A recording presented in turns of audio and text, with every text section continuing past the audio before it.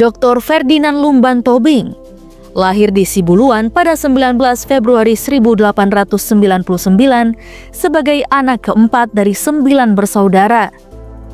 Ayahnya, Herman Lumban Tobing, adalah seorang guru yang dihormati dan diberi gelar Raja Guru, sementara ibunya bernama Laura Sitanggang.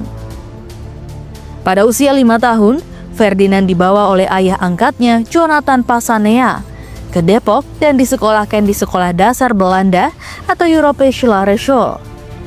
Ia kemudian melanjutkan pendidikannya ke Stovia.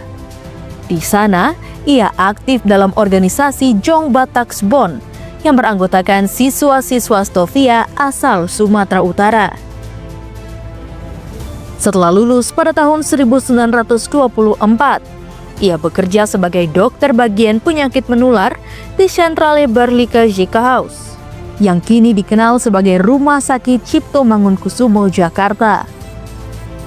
Karirnya sebagai dokter membawanya berpindah tugas ke berbagai daerah. Di tahun 1931, ia dipindahkan ke Surabaya dan bertugas di bagian penyakit dalam. 4 tahun kemudian, ia kembali ke tanah kelahirannya di Tapanuli. Awalnya, ia ditempatkan di Padang Sidempuan sebelum akhirnya bertugas di Sibolga, ibu kota Karesidenan Tapanuli.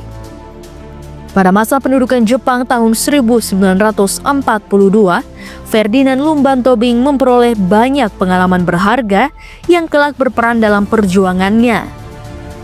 Setelah kemerdekaan Indonesia, ia diangkat sebagai gubernur militer Tapanuli dan Sumatera Timur pada tahun 1948 hingga 1950.